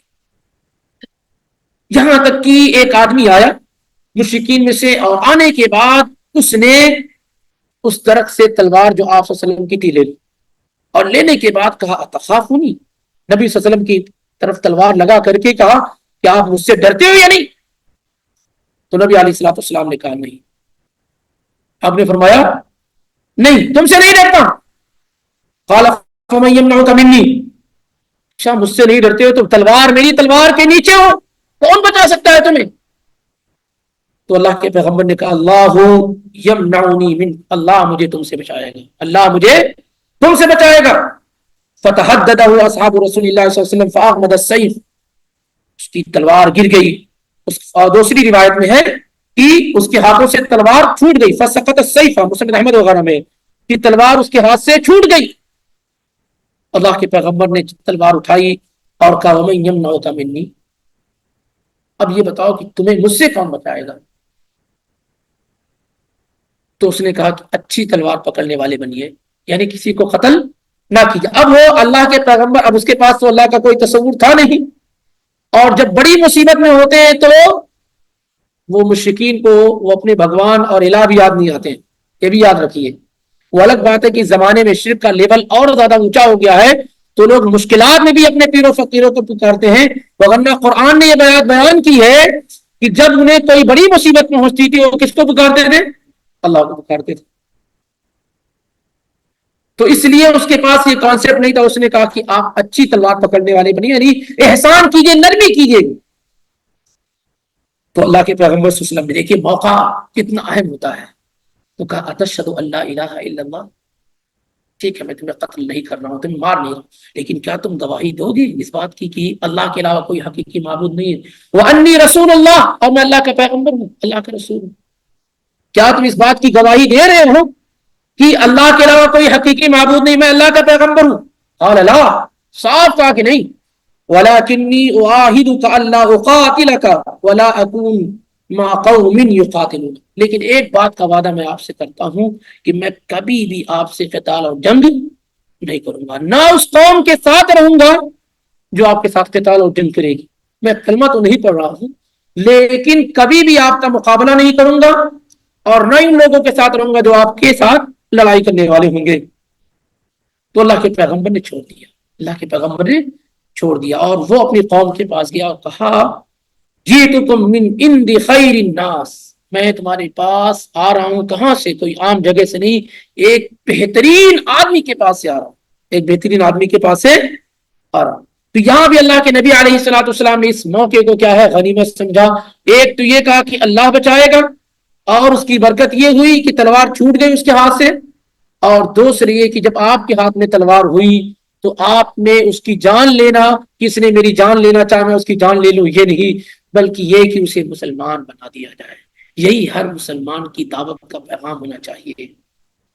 کسی سے انتقام اور بدلہ لینا یہ اسلام نہیں سکھاتا، بلکہ آپ اپنی نرمی کو، دوسروں کی کمزوری کو توحید میں استعمال کرنے کی کوشش کیجیے، اس کو نرم کیجیے اللہ کے دین کے لیے، توحید کے لیے، جیسا اللہ کے نبی صلی اللہ علیہ وآلہ وسلم نے کیا۔ تو اللہ لا الہ الا ہو، اللہ وہ ہے کہ کوئی بھی حقیقی معبود نہیں ہے سوائے اللہ کے۔ یہ ایک دعویٰ ہے، یہ کیا ہے؟ ایک دعویٰ ہے۔ اب یہاں سے اس کے بعد اللہ تعالیٰ دلیل دے رہا، کیوں؟ اللہ لا الہ الا ہو الحی القیوم، پہلی دلیل اللہ کے ایک ہونے کی، اللہ کے معبود ہونے کی، وہ کیا ہے؟ کیونکہ وہ الحی ہے۔ کیوں صرف اللہ کی عبادت ہونی چاہیے؟ کیونکہ وہ الحی ہے۔ الحی میں الف لام جو ہے وہ استغراق کا ہے، عموم کا ہے، یعنی ہر طرح کی زندگی، ہر طرح کی حیات کس کے لیے ہے؟ صرف اللہ رب العالمین کے لیے، کیونکہ اللہ تعالیٰ کی جو حیات ہے، اللہ کی جو زندگی ہے، لم یسبقها عدم، ہم اور آپ پہلے نہیں تھے، بعد میں ہوئے، پہلے تو ہم نہیں تھے نا، پھر ہم پیدا ہوئے، مولود ہوئے، اور کل پھر کیا ہوں گے؟ یہ زندگی ختم ہو جائے گی۔ تو اللہ تعالیٰ کی جو حیات ہے، جو زندگی ہے اللہ کی، لم یسبقها عدم، ایسا نہیں کہ پہلے نہیں تھا اللہ بعد میں ہو گیا، اور ولا یلحقها زوال، اور کبھی اللہ تعالیٰ کو موت بھی، وہ ہمیشہ سے ہے اور ہمیشہ رہے گا، اور اس کی حیات کے اندر، اس کی زندگی کے اندر کوئی نقص اور کمی بھی نہیں ہے۔ یہ جو الحی ہے، الحی یہ اللہ تعالیٰ کے بڑے ہی مبارک ناموں میں سے ہے، یہ تمام صفات ذات کو ہے، اللہ تعالیٰ کی تمام صفات جو ہے نا وہ دو ناموں میں اکٹھا اور جمع ہو جاتی ہے، ایک الحی کے اندر اور ایک القیوم کے اندر۔ یہ بہت ہی اہم ناموں میں سے یہ نام ہے اللہ تعالیٰ کا الحی۔ امام طبری رحمہ اللہ فرماتے ہیں کہ اس کا معنی یہ ہے کہ اللہ تعالیٰ کی حیات ہمیشہ، اس کی زندگی کیا ہے؟ ہمیشہ، اور ہمیشہ اس کے لیے بقا ہے، کبھی اس کی زندگی کی انڈنگ اور انتہا نہیں ہے۔ باقی اللہ کے علاوہ جتنی بھی چیزیں ہیں، جتنے بھی چیز ہیں، چاہے انسان ہو، جنات ہو، شجر ہو، کوئی بھی چیز ہو، ہر ایک کی ابتدا ہے اور ہر ایک کی انتہا ہے، لیکن اللہ تعالیٰ کی جو زندگی اور حیات ہے نہ اس کی کوئی ابتدا ہے اور نہ ہی کوئی اس کی انتہا ہے، اور یہی معنی ہے والاول والآخر، والاول والآخر، وہ اول ہے وہی آخر ہے، جس کا معنی اللہ کے پیغمبر نے کیا بیان کیا صحیح مسلم، اللہم انت الاول فلیس قبلک شیء، اے اللہ تو سب سے پہلے، تیرے سے پہلے کوئی چیز، وانت الاخر فلیس بعدک شیء، اور تو آخر ہے، تیرے بعد کوئی چیز ہے۔ وہ بہت سارے لوگ جو معنی بیان کرتے ہیں نا اپنے صوفیت کے سلسلے کو بڑھانے کے لیے، انتہائی خطرناک معنی ہے۔ قرآن کی تفسیر کہاں سے کی جانی چاہیے؟ قرآن سے یا حدیث مصطفیٰ سے۔ تو اول اور آخر اور ظاہر اور باطن کا معنی خود اللہ کے پیغمبر صلی اللہ علیہ وآلہ وسلم نے بیان کیا ہے۔ یہ جو لفظ الحی ہے قرآن میں، یہ نام اللہ تعالیٰ کا، الحی اللہ تعالیٰ کا نام ہے، اور حیات زندگی اللہ تعالیٰ کی صفت ہے۔ الحی یہ اللہ کا نام ہے، الحی یہ اللہ تعالیٰ کا نام ہے، اور اس سے جو صفت نکلتی ہے وہ حیات زندگی، یہ اللہ تعالیٰ کی صفت ہے۔ الحی جو اللہ تعالیٰ کا نام ہے یہ قرآن میں 5 مرتبہ استعمال کیا گیا، یعنی الحی کا نام، الحی قرآن میں 5 مرتبہ، حی کا ذکر کئی مرتبہ آیا ہے، یخرج الحی من المیت، لیکن الحی بطور نام کے جو اللہ تعالیٰ کا نام ہے وہ قرآن میں کتنی مرتبہ؟ 5 مرتبہ۔ ایک مرتبہ، پہلی مرتبہ یہی الحی جو سورہ بقرہ کی آیت نمبر 255 ہے، دوسری جگہ سورہ آل عمران کی آیت نمبر 2، آل عمران کی آیت نمبر 2، الف لام میم اللہ لا الہ الا هو الحی القیوم، اور تیسری جگہ آپ دیکھیں گے سورہ طٰہٰ آیت نمبر 111 میں وعنت الوجوہ للحی القیوم، چوتھی جگہ آپ دیکھیں گے تو سورہ فرقان کی آیت نمبر 58 میں وتوکل علی الحی الذی لا یموت، سورہ فرقان کی آیت نمبر 58 میں، اور 5ویں جگہ آیا ہوا سورہ غافر کی آیت نمبر 65 میں هو الحی الذی لا الہ الا هو، وہ ہمیشہ زندہ رہنے والا ہے جس کے علاوہ کوئی حقیقی معبود نہیں۔ یہ 5 مرتبہ الحی کا لفظ کیا ہے؟ الحی کا ایک جو نام اللہ تعالیٰ کی 5 مرتبہ قرآن میں ذکر کیا گیا ہے۔ تو اللہ تعالیٰ کی جو زندگی ہے، اللہ تعالیٰ کی جو حیات ہے، وہ الدائم الباقی السرمدی الابدی ہے، ہمیشہ سے ہمیشہ رہے گی، کبھی اس کی ذات ختم نہیں ہوگی، اس کے علاوہ جتنی بھی چیزیں سب کیا ہے؟ سب نہیں تھے، ہوئے ہیں، اور پھر وہ ختم بھی ہو جائیں گے۔ کل شیء ہالک الا وجہ، اللہ کے علاوہ ہر چیز کیا ہے؟ فنا، ویبقى وجہ ربک ذو الجلال والاکرام، اور اللہ تعالیٰ نے کہا وتوکل علی الحی الذی لا یموت، اس ذات پر بھروسہ کرو کہ وہ کبھی بھی فوت نہیں ہوگی، جسے موت کبھی بھی نہیں آئے گی، جسے موت کبھی بھی نہیں آئے گی۔ تو اللہ رب العالمین کی جو حیات ہے، اللہ تعالیٰ کی جو زندگی ہے، وہ ہمیشہ سے اور ہمیشہ رہے گی۔ کیا اللہ کے علاوہ کوئی ایسی ذات ہے جس کی حیات ابدی ہو، ہمیشہ زندہ رہنے والی ذات کوئی ہے اللہ کے علاوہ؟ جس نے دنیا میں یہ دعویٰ کیا آج وہ موت کی آگوش میں ہے۔ فرعون نے کہا نا ربکم الاعلی، ہزاروں سال ہو گئے اس کو مرے ہوئے، اور اللہ جو کہتا تھا میں الہ ہوں، وہ آج بھی ہمیشہ رہے، ہمیشہ سے اور ہمیشہ۔ جن لوگوں نے یہ دعویٰ کیا ہے اپنے الہ ہونے کا، معبود ہونے کا، ان میں سے کتنے لوگ کیا ہے؟ موت کی آگوش کے میں چلے گئے۔ اور اسی طریقے سے اللہ رب العالمین کی یہ جو صفت ہے حیات، اور اللہ تعالیٰ کا جو نام ہے، اللہ کے نبی علیہ الصلوۃ والسلام نے اسے بیان بھی کیا، اعوذ بعزتی کا۔ اللہ کے نبی صلی اللہ علیہ وسلم کیا ہے؟ دعا کرتے تھے اعوذ بعزتی کا الذی لا الہ الا انت الذی لا یموت، اے اللہ تیری عزت کی پناہ میں آتا ہوں جس کے علاوہ، تیرے علاوہ کوئی حقیقی معبود نہیں ہے، انت الذی لا یموت، تو ہی ایک ذات ایسی ہے جسے موت کبھی بھی نہیں آئے گی. والجن والانس یموتون, اور جنات اور انسان یہ سب کیا ہے, سب مرنے والے. یعنی تیری ہی ذات ایسی ہے جسے کبھی موت نہیں آئے گی. اور اسی بات کو سیدنا ابو بکر صدیق رضی اللہ تعالی عنہ نے بڑے ہی پیارے انداز میں بیان کیا.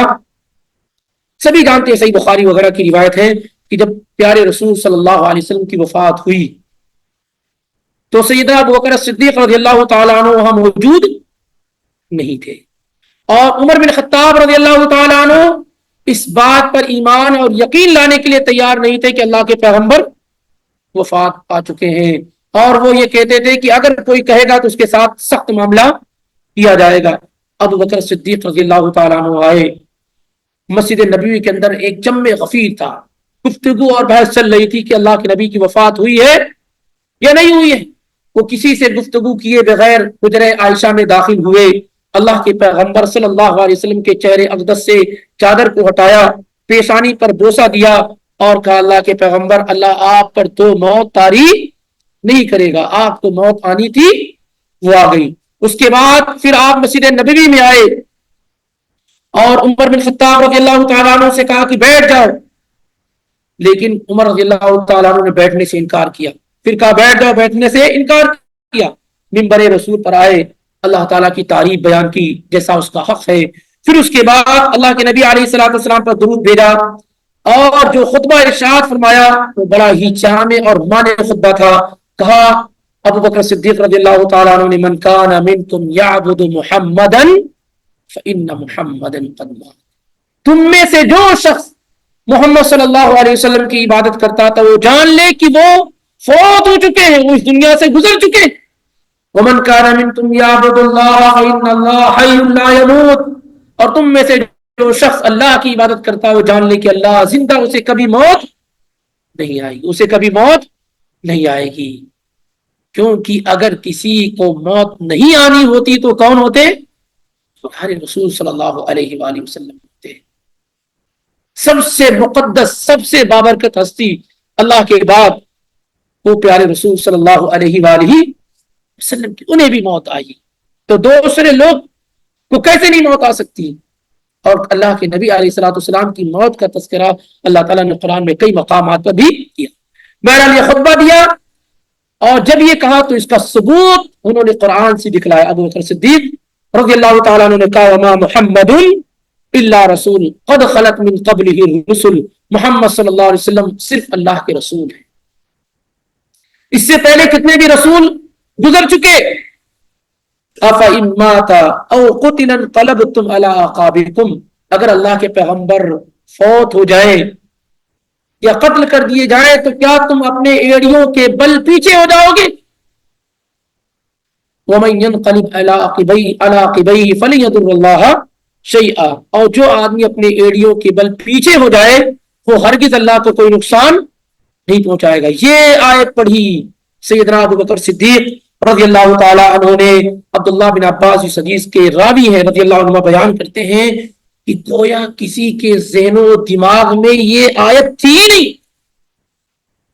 ابو بکر رضی اللہ تعالیٰ عنہ نے جب یہ آیت پڑھی تو لوگوں کو ایسا محسوس ہوا کہ آیت اب نازل ہوئی, اور سارے لوگ یہی آیت کریمہ کا ورد کرنے لگ گئے. وما محمد الا رسول قد خلت من قبلہ الرسل افإن مات او قتل انقلبتم علی اعقابکم. اور عمر بن خطاب رضی اللہ تعالیٰ عنہ نے جب یہ آیت سنا, یہ آیت کریمہ سنی, تو کہتے ہیں کہ زمین میرا بوجھ اٹھانے سے عاجز ہو گئی اور میں زمین پر گر پڑا. عمر بن خطاب رضی اللہ تعالیٰ نے جب یہ آیت ابو بکر صدیق سے سنی تو زمین پر گر گئے کہ ہاں یہ وہ آیت جو ہم نے کتنی مرتبہ اللہ کے پیغمبر سے سنی اور اسے پڑھ رہے ہیں, لیکن دیکھیں کہ نبی صلی اللہ علیہ وسلم سے محبت کا یہ معاملہ تھا کہ انہیں یاد بھی نہیں رہا کہ یہ آیت قرآن میں, یعنی وہ جو ہے ان کو نبی علیہ الصلوۃ والسلام کی وفات سے اس قدر غم اور تکلیف لائق ہوئی تھی. تو یہاں پر آپ دیکھیں کہ ابو بکر صدیق رضی اللہ تعالیٰ نے کتنی پیاری بات کہی کہ تم میں سے جو شخص محمد صلی اللہ علیہ وسلم کی عبادت کرتا تھا وہ جان لے کہ ان کی وفات ہو گئی ہے, اور تم میں سے جو اللہ تعالیٰ کی عبادت کرتا ہے فإن اللہ حی, اللہ تعالیٰ زندہ ہے, اسے کبھی موت نہیں آئے گی, اسے کبھی موت نہیں آئے گی. تو یہ بہت بڑا ثبوت ہے کیا اللہ تعالیٰ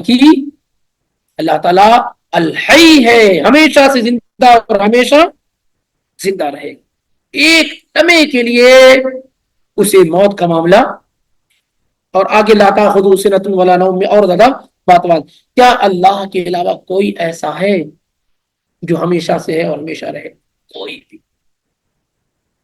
یہ پہلی دلیل ہے اللہ کے اکیلے معبود ہونے کی. اللہ کے علاوہ کوئی الہ نہیں، کوئی معبود نہیں، اس وجہ سے کہ وہ الحی ہے، سب کو پیدا کرنے والا وہی ہے، اور اسی کے سامنے سارے لوگوں کی وفات ہو رہی ہے، لیکن وہ ہمیشہ سے اسے کبھی وفات نہیں آئے گی. اس کے بعد اللہ تعالیٰ نے کہا الحی القیوم. القیوم یہ دوسری دلیل ہے، دوسرا ثبوت اللہ تعالیٰ کے ایک ہونے کا اور اللہ کے معبود ہونے کا. القیوم ہے اللہ رب العالمین. قیوم کسے کہتے ہیں؟ القائم بنفسہ، جو خود سے قائم ہو، خود سے کھڑا ہو. کیا کوئی ایسا ہے کہ اللہ تعالیٰ کو کھڑا کرنے والا ہو، اللہ کو بنانے والا نہیں؟ ہم سب لوگ اتفاق کر لیے ہیں کہ آپ ہمارے رب، آپ ہمارے معبود ہیں. کیا لوگوں نے اللہ تعالیٰ کو بنایا ہے، اللہ کو کھڑا کیا ہے؟ نہیں. القائم بنفسہ، اللہ خود سے قائم ہے، اسے کسی کی ضرورت نہیں ہے. یا ایھا الناس انتم الفقراء الی اللہ واللہ هو الغنی الحمید. اے لوگو تم سارے لوگ محتاج ہو، اور بے نیاز صرف کون ہے؟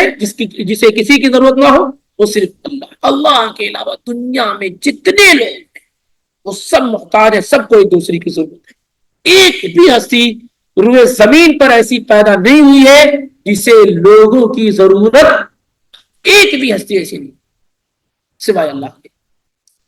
یہاں تک کہ جو بڑے بڑے پیغمبر تھے ان کو بھی کیا ہے؟ ان کو بھی کیا ہے؟ اللہ کے علاوہ کوئی بھی ایسا نہیں ہے جو بے نیاز ہو، جو جسے کسی کی ضرورت نہ. تو القائم بنفسہ، جو خود سے قائم ہو، المقیم بغیرہ، اور دوسرے کو قائم کیے ہوئے ہو. سارے لوگ اللہ کے علاوہ سب اللہ پر ٹکے ہوئے.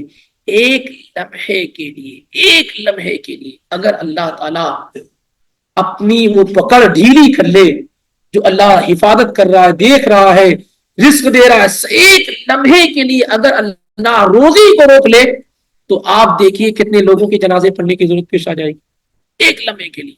تو المقیم لغیرہ، القائم بنفسہ والمقیم لغیرہ، جو خود سے قائم ہو اور سارے لوگ اس پر ڈیپینڈ ہوں ایک لمحے کے لیے. فلا تکلنی طرفۃ عین، اے اللہ، مجھے، اللہ کے پیغمبر دعا کرتے تھے، ایک پلک جھپکنے تک بھی مجھے اپنے آپ سے غافل نہیں کر.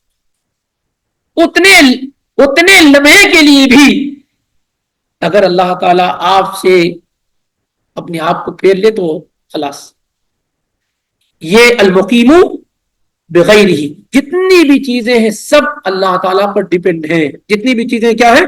سب اللہ تعالیٰ پر ڈیپینڈ ہے، اور اللہ تعالیٰ کسی پر ڈیپینڈ نہیں ہے. ان اللہ یمسک السماوات والارض ان تزولا، اللہ تعالیٰ ہی زمین و آسمان کو تھامے ہوئے ہیں، روکے ہوئے. وغیرہ اگر چھوڑ دے، اس کی حفاظت کرنا چھوڑ دے تو سب گر پڑ جائیں گے، سب کیا ہو جائے گا؟ اللہ کے علاوہ کوئی بھی تھامنے والا نہیں ہے. جتنی بھی چیزیں، ساری کی ساری چیزیں کیا ہے؟ اللہ رب العالمین نے ہی تھام رکھی. اس وجہ سے اللہ کے علاوہ کسی اور کی عبادت بھی نہیں ہونی چاہیے، اللہ کے علاوہ کسی اور کی عبادت بھی نہیں ہونی چاہیے. باقی رہے اللہ کے علاوہ جتنے لوگوں کو بھی پکارا جا رہا ہے تو اللہ نے صاف لفظوں میں کہا، اللہ کا دعویٰ ہے، چیلنج ہے، وہ موجود ہے قیامت تک کے لیے، کہ جن لوگوں کو تم اللہ کے علاوہ پکارتے، ما یملکون من قطمیر، وہ کھجور کی گٹلی کے اندر پڑے ہوئے جو معمولی سا دھاگا ہے نا، اس کے بھی وہ مالک نہیں. جس کو بھی تم اللہ کے علاوہ پکارتے وہ ان کے پاس اتنی بھی ملکیت نہیں ہے. اور اللہ کا لہو ملک السماوات والارض، زمین و آسمان کی ساری بادشاہت اور اس کے درمیان کی ساری بادشاہت سب اللہ کی ہے. اللہ جسے دینا چاہے کوئی روک، اور جس سے لینا چاہے اسے کوئی دے نہیں. یہ تو تاریخ گواہ کہ وہی جو ہے سمندر اللہ نے چاہا تو راستہ ہو گیا اور ایمان والے پار ہو گئے، اور وہی دوسرے لوگ آئے تو کیا ہے، ڈوب گئے، ختم ہو گئے۔ ایک ہی چیز اللہ نے ان کے لیے چاہا تو ہو گیا، اور یہ چاہا تو یہ اللہ رب العالمین، اسی لیے اللہ تعالیٰ نے تدعوہم، اللہ تعالیٰ نے کہا کہ اللہ کے علاوہ کوئی اتنا بھی مالک نہیں ہے۔ بڑی بڑی چیزیں آپ مانگتے ہیں ان سے، اولاد مانگتے ہیں، روزیاں مانگتے ہیں، صحت مانگتے ہیں، تندرستی مانگتے ہیں، ہاں؟ جو کھجور کی گٹھلی کے اندر پڑے ہوئے معمولی سے دھاگے کے بھی مالک نہیں ہے، ان سے آپ پوری اولاد مانگنا شروع کر دیتے ہیں، رزق مانگنا شروع کر دیتے، صحت اور تندرستی مانگنا شروع کر دیتے۔ ان تدعوہم لا يسمعوا دعاءکم ولو سمعوا ما استجابوا لکم، اگر تم انہیں پکارو تو تمہاری پکار کو سنتے بھی، اور اگر مان لے کہ سن لے بفرض محال تو مستجابوا لکم، تو تمہاری پکار کا جواب نہیں دے سکتے، تمہاری پکار کا جواب نہیں دے سکتے۔ لیکن اللہ تعالیٰ کو پکارنا فوراً جواب ملتا ہے۔ اللہ کے پیغمبر جمعے کا خطبہ دے رہے، صحیح بخاری کی روایت ہے، ایک صحابی آئے، کہنے لگے اللہ کے نبی بارش نہ ہونے کی وجہ سے چرند پرند مال وغیرہ سب برباد ہو رہے ہیں۔ اسی موقع سے اللہ کے پیغمبر نے ہاتھ اٹھایا، خطبے کے دوران ہی۔ انس بن مالک کا بیان ہے، جب مسجد میں داخل ہوئے تھے تو سخت دھوپ تھی، اور جب نکلے تو کپڑے کو اوپر کر کے جانا پڑ گیا، یعنی اللہ کے نبی نے پکارا اللہ کو، فوراً بارش ہو گئی، اور مسلسل بارش ہوتی رہی یہاں تک کہ آئندہ جمعہ آیا۔ پھر ایک صحابی کھڑے ہوئے، بعض روایت میں وہی صحابی کھڑے ہوئے، اللہ کے پیغمبر اب آپ بارش کو رکنے کی دعا کر دیجیے۔ تو اللہ کے نبی علیہ الصلوۃ والسلام نے دعا فرمائی، یہ نہیں کہ بارش رک جائے، بلکہ کہا کہ بارش ہمارے ارد گرد ہم پر بارش ہو۔ اور کتنی، یعنی آپ مثالیں اگر دیکھیں گے تو کوئی آدمی یہ نہ کہے کہ بھئی کیسے معلوم ہوگا کہ اللہ تعالیٰ سنتا ہے، اللہ تعالیٰ نے کہہ دیا کہ فلاں نہیں سنتے ہیں، فلاں نہیں سن سکتے ہیں، فلاں نہیں دے سکتے ہیں، وہ اس کے بھی مالک نہیں ہے، تو آپ اللہ تعالیٰ جو دعویٰ کر رہا ہے اپنے بارے میں تو اس کا بھی ثبوت دیجیے۔ تو ہزاروں لاکھوں ثبوت کیا اللہ تعالیٰ نے قرآن اور حدیث میں بھر دیے۔ زکریا علیہ السلام کو اولاد نہیں ہو رہی ہے، بوڑھے ہو چکے ہیں، اتنے بوڑھے ہو چکے ہیں، وَاسْتَعْلَى الرَّاسُ شَيْءٌ، سر کے بالوں کو ڈھونڈا جائے تو ایک بال بھی کالے نہ ملے، ایک بال بھی کالے نہ ملے، اور ہڈیاں بالکل کمزور ہو چکی۔ وَكَانَتِ امْرَأَتِي عَاقِرٌ، اور بیوی بھی کیا ہے، ماں جی۔ اتنی ساری رکاوٹیں، لیکن کہتے ہیں کہ اے اللہ میں تجھ سے مانگ کر کے نا امید، اللہ نے دے دیا، اللہ رب العالمین نے کیا ہے، یحییٰ دے دیا۔ ایسے ہی ابراہیم علیہ السلام زندگی کا بیشتر حصہ گزر گیا، اب فکر دامن گیر ہوئی کہ میرے بعد اس توحید کے مشن کو کون چلائے گا۔ آپ اور ہم سوچتے ہیں کہ پراپرٹی اتنی زیادہ ہے، اگر اولاد نہیں رہے گی تو ہاں ادھر ادھر سب چلی جائے گی، اکثر لوگ یہ سوچتے، توحید کا مشن کون چلائے گا۔ اس بڑھاپے کے عالم میں اللہ تعالیٰ سے مانگا، اللہ نے صرف بیٹا ہی نہیں دیا، بیٹے کے ساتھ پوتا وغیرہ سب دے دیا۔ ان کی بیوی جو سارا تھی بوڑھی ہو چکی تھی، جب فرشتہ آیا کہا کہ آپ کے پاس اولاد آنے والی ہے تو کہنے لگی قالت یا ویلتا آلد وانا عجوز وهذا بالي شيخ ان هذا لشيء عجیب، ان هذا لشيء عجیب، ایسے کہنے لگی کہ میرے یہاں اولاد ہوگی، آلد میں بچہ پیدا کروں گی، حالانکہ میں کیا ہوں، میں بوڑھی ہوں اور میرے شوہر ابراہیم بڈھے ہیں، ہم دونوں کیا اولاد ہوگی، یہ تو بڑا عجیب معاملہ۔ تو فرشتے نے کہا قالوا اتعجبین من امر اللہ، تم اللہ کے فیصلے سے تعجب کر رہی ہو، اس طریقے سے اولاد۔ تو یہ ابراہیم علیہ السلام کا واقعہ، زکریا علیہ السلام کا، ایوب علیہ السلام کا واقعہ، اتنے زمانے تک کیا ہے، بیمار رہے، اللہ رب العالمین سے مانگا، فاستجبنا لہ، اللہ نے کہا ہم نے ان کی دعا قبول کر لی، سن لی، فکشفنا ما بہ من ضر، جو بیماری تھی ہم نے اس کو دور کر دیا۔ یونس علیہ السلام مچھلی کے پیٹ میں پھنس گئے، وَظَنُّونِ إِذْ ذَهَبَ مُغَاضِبًا فَظَنَّ أَن لَّن نَّقْدِرَ عَلَيْهِ فَنَادَىٰ فِي الظُّلُمَاتِ أَن لَّا إِلَٰهَ إِلَّا أَنتَ سُبْحَانَكَ إِنِّي كُنتُ مِنَ الظَّالِمِينَ۔ اللہ نے ان کو بھی جو ہے فَنَجَّيْنَاهُ مِنَ الْغَمِّ، ہم نے ان کو وہاں سے نجات دے دی۔ تو اللہ تعالیٰ سنتا ہے، اس کا جواب دیتا ہے، یہ بات بالکل کیا ہے، متحقق اور یقینی۔ اور اگر کبھی کوئی چیز ہم نے طلب کی اللہ تعالیٰ سے نہ ملی تو اس کا یہ مطلب نہیں کہ وہ قبول نہیں، بلکہ اس کے دوسرے ذرائع حدیث میں کیا ہے، بیان. تو اللہ تعالیٰ سنتا ہے، یہ صرف دعویٰ نہیں ہے، اس دعوے پر اللہ نے بے شمار ثبوت کیا ہے رکھے، اور ہم اور آپ کی زندگیوں میں بے شمار ثبوت خود بھی کیا ہے موجود. ایک چیز ہم اللہ سے مانگتے ہو مل جاتی ہے، ایک چیز کیا ہم اللہ سے مانگتے ہیں اور وہ مل جاتی ہے. بس یقین ہونا چاہیے، اعتماد ہونا چاہیے، بھروسہ ہونا چاہیے، شروط ہونی چاہیے جو مانگنے کا طریقہ ہے. تو القیوم اللہ تعالیٰ ہے کیونکہ ساری چیزیں اس پر قائم ہے، اس پر ڈیپینڈ ہے، اور اللہ کسی پر ڈیپینڈ نہیں. سارے لوگوں کو اللہ کی ضرورت ہے اور اللہ کو کسی کی بھی ضرورت نہیں. اللہ تعالیٰ کو کسی کی بھی ضرورت نہیں ہے. اور یہ جو لفظ ہے القیوم، یہ صرف قرآن میں صرف 3 جگہ آیا. قرآن میں کتنی جگہ؟ صرف 3 جگہ آیا ہوا. وہی جو ابھی ذکر کیا گیا. نمبر 1 سورہ بقرہ کی آیت نمبر 255 میں، سورہ آل عمران کی آیت نمبر 2 میں، سورہ طٰہٰ کی آیت نمبر 111 میں. یہ 3 جگہ القیوم آیا ہوا. اور یہ جو دونوں نام ہیں اللہ تعالیٰ کے، الحی القیوم، تمام صفات اللہ تعالیٰ کی، تمام نام اللہ رب العالمین کے سب اکٹھا ہو جاتے ہیں اسی میں، الحی القیوم کے اندر. اسی لیے یہ بات ہم جانتے ہیں کہ اللہ تعالیٰ کے سارے نام اور صفات ایک جیسی نہیں ہے، بلکہ اللہ تعالیٰ کے بعض نام بعض سے افضل ہے، اللہ تعالیٰ کے بعض صفات بعض سے اہم ہے. اور کچھ لوگوں نے کہا نہیں، لیکن زیادہ درست اور صحیح بات یہی ہے کہ اللہ تعالیٰ کی نام اور صفات کیا ہے؟ مختلف ہے. اللہ تعالیٰ کی نام اور صفات کیا ہے؟ مختلف. اسی لیے اللہ تعالیٰ کے ناموں میں سب سے اہم نام کیا ہے؟ اللہ. یہ جو الحی القیوم جو استعمال کیا گیا ہے، اللہ لا الہ الا ہو الحی القیوم، الحی القیوم اس قدر اہم اور نام ہے اللہ تعالیٰ کا کہ جو اسم آدم کی گفتگو کی جاتی ہے نا، کہ اللہ تعالیٰ کا نام جو اسم آدم ہے سب سے بڑا نام ہے، جس کے ذریعے سے پکارا جائے تو اللہ کیا ہے؟ سنتا ہے. مانگا جائے تو اللہ کیا ہے؟ دیتا ہے. تو اس نام کے بارے میں اختلاف تو ہے کہ اس میں آدم کیا ہے، کون سا نام اس میں آدم ہے، لیکن اس میں یہ بات بھی ذکر کی گئی ہے کہ اللہ تعالیٰ کا جو اس میں آدم ہے وہ کیا ہے؟ الحی القیوم. جہاں بہت سارے قول ہیں ان میں سے ایک قول کیا ہے؟ الحی القیوم ہے، الحی القیوم ہے.